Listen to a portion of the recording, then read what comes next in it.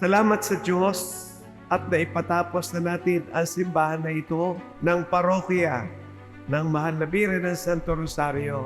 Salamat po sa inyong lahat at tumulong, nagbigay ng donasyon, pinansyal, material, nanalangin, nagmalasakit para sa pagpapaayos, pagpaparenovate, pagpapagawa ng simbahan na ito. Tunay na walang imposible sa Diyos. Salamat sa inyong pagtutulungan, pagmamalasakit, at ito na ang bunga ng inyong kagandahang loob.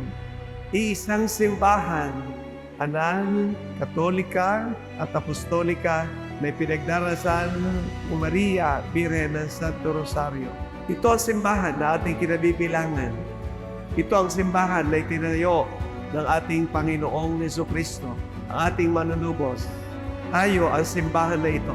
Hindi basta lamang po itong gusali na pisikal at hindi alimang simbahan na yari sa bato. The church is one because of her source. Sino ang source ng simbahan? Ang Diyos. Tayo ay nananampalataya, may isang Diyos, may tatlong persona, Ama, Anak, at Espiritu Santo. Tayo ang mga patong buhay. Si Kristo ang ulo ng simbahan. Tayo ang kanyang katawan. Christ is the head. We are His body. Kaya't mamuhay tayo sa tunay na pagkakaisa, tunay na pagmamahalan, tunay na pagmamalasakitan bilang iisang simbahan. Ang simbahan ay banal. Itong ikalawang punto. Dahil sa ang Diyos na nagtatag ng simbahan ay Diyos na banal, kaya nga, ang simbahan na kanyang itinatag ay banal. Sana mangyari, makarating tayo lahat sa langit. Sino ang makakarating sa langit? Ang mga nagsikap sa kabanalan. Sino ang gagantimpalaan ng buhay na walang hanggan? Yung mga namuhay sa kabanalan. Ang simbahan na ito ay katolika.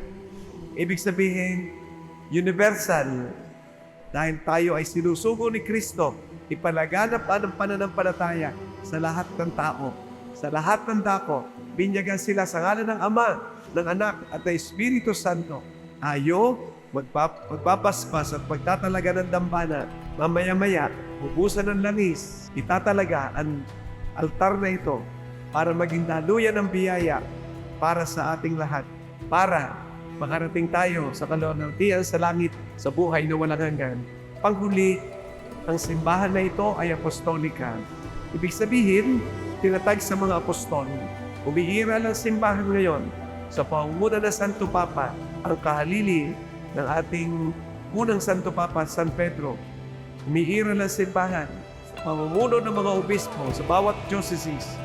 The bishops are successors of the apostles. Sa halos 2 taon, 7 buwan at 8 araw, eksakto.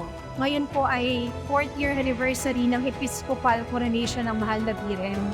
Ang nakikita po ng inyong mata ay bunga ng inyong mga limos.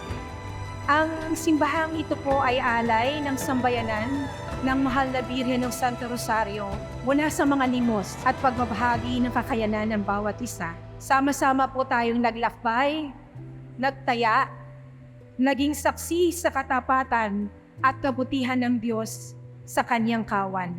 Sa araw na ito'y tayo nagtitipon, hindi lamang upang pagdiwang ang pagtatalaga ng ating simbahan, kundi upang ipakita ang ating masidhing pananampalataya at debosyon sa ating mahal na ina, ang Birhen ng Santo Rosario.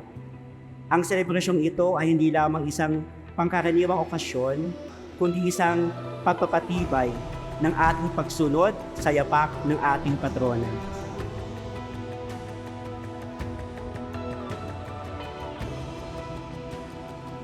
Napakaganda. Naiayos natin ang simbahan. Napakaganda ng simbahan na ito ngayon. Pero, huwag nating makakaligtaan.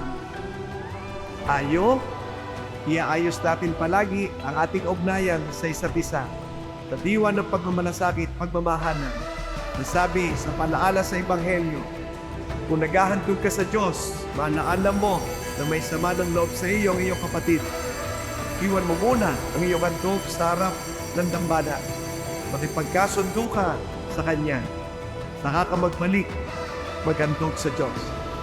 Tayo ang simbahan ng Diyos.